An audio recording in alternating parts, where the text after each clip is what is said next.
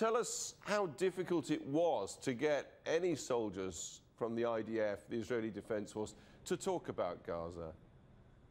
It really was hard to get. At the end of it, I picked one by one. I met one guy, and the one guy told me, I'll bring you my friend, and then his friend brought another friend, and it was really months of telling them that I'm not interested in what really if they shoot somebody or didn't shoot somebody. I'm interested in the insight, you know, their point of view. What did they feel really? I'm very much interested in their emotional feelings.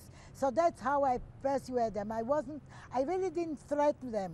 You understand what I mean? I do. When you watch the film, Nurit, you get the impression that at least two of these soldiers are suffering pretty serious trauma and stress after what happened. Was that your impression, meeting them? Yeah, sure. I felt it. And that's why I'm very in touch with them. And, you know, I feel for them. What can I tell you? Yeah, it's very sad. It's very sad that's what our society is doing to youngsters. And when you'd finished filming with these guys, were they grateful? What was their reaction? Because they're quite emotional, aren't they?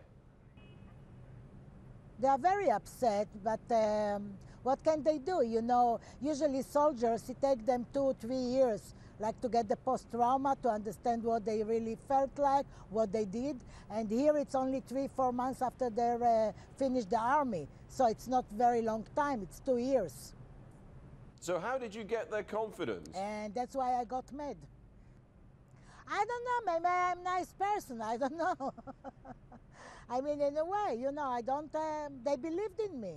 They believed in the film, they believed in the purpose of what I'm doing. And they came to, and you know, it's the only 10 soldiers that I could get. Because I called like a week ago, 2 weeks ago to other 2 guys, and they said, no way. I don't know, I don't know what to tell you.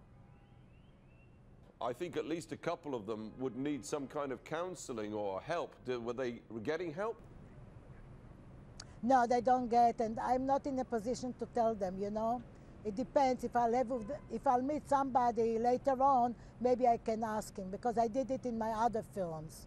And, but not right now, I can't. They really, no, I can't do it right now. But when you look on the face, you can see that he's looking for some help.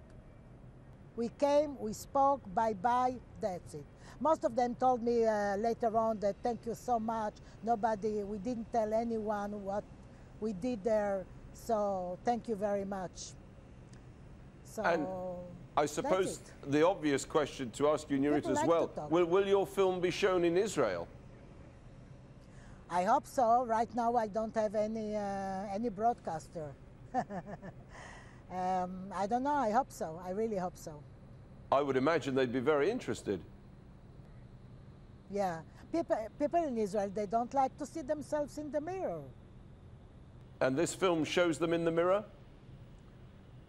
I don't know. Usually the Israeli people, they don't like to see these kind of films. I made a lot of films about war, and it's not easy. It's not easy. They don't like it. The atmosphere here in Israel, it was like nobody should talk about this war. There is one narrative. The only narrative is they fired for 8 years, the Palestinians, and that's why we came in, and that's it. Why the IDF didn't let any journalist inside? Why didn't they let any cameraman inside? So nobody knows what was there. So it's like, it's really concrete, you know, sealed.